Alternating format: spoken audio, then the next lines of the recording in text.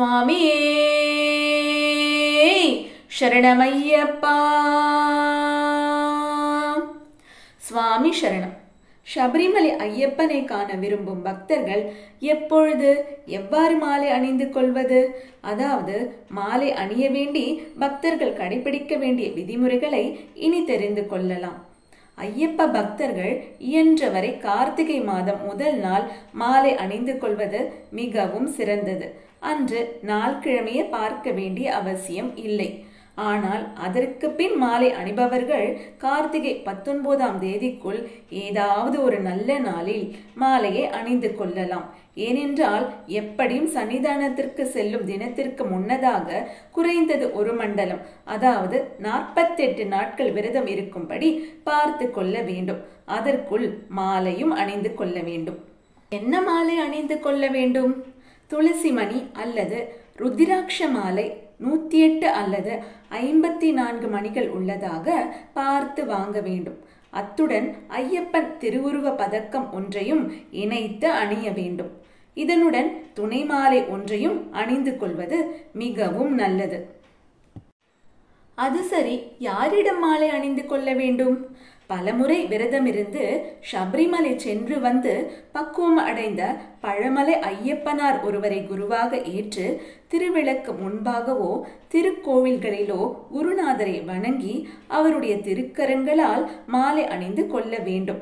இப்படி மாலை அணிந்து கொண்டவுடன் குருநாதருக்கு தங்களால் இயன்ற தட்சிணையை கொடுத்து அவருடைய திருவடியை வணங்கி ஆசி பெற வேண்டும்.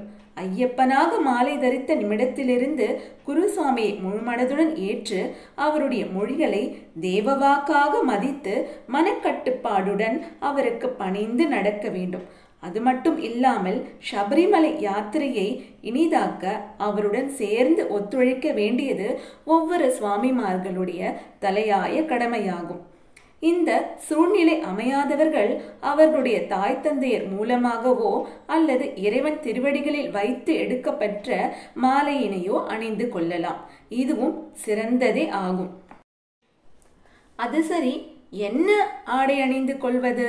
நீலம், கருப்பு, காவி, பச்சை, மஞ்சள் இவற்றுள் ஏதாவது ஒரு நிறத்தில் உடைகள் அணிய வேண்டும். தங்கள் கடமைகளை ஆற்றுகின்ற சமயங்களில் இயலாவிட்டாலும் பஜனைகளில் கலந்து கொள்ளும் பொழுதும் யாத்திரையின் பொழுதும் முழுவதும் கண்டிப்பாக வர்ண உடை அணிந்து கொள்ள வேண்டியது மிகவும் அவசியமாகும். ஐயப்பமார்கள் மாலை அணிவதற்கு அனுமதி பெற வேண்டுமா? ஆம், நிச்சயமாக. மாலை அணிந்து கொள்வதற்கு முன்பாக ஐயப்ப பக்தர்கள் தங்கள் வீட்டில் உள்ள தாய் தந்தையரிடம் அனுமதி வாங்க வேண்டும். திருமணமாகி இருந்தால் மனைவியின் இடமும் அனுமதியை பெற வேண்டும். இப்படி மலைக்கு செல்ல கருதி மாலை அணிய விரும்பும் பக்தரை தாய், தந்தை, மனைவி, மக்கள் ஆகியோர் தடுத்தல் கூடவே கூடாது. எவ்வித அச்சமும் இல்லாமல் தர்மசாஸ்தாவுடன் முழு பொறுப்பினையும் ஒப்படைத்து முக மலர்ச்சியுடன் அனுப்பி வைக்க வேண்டியது நம் ஒவ்வொருவருடைய கடமையாகும்.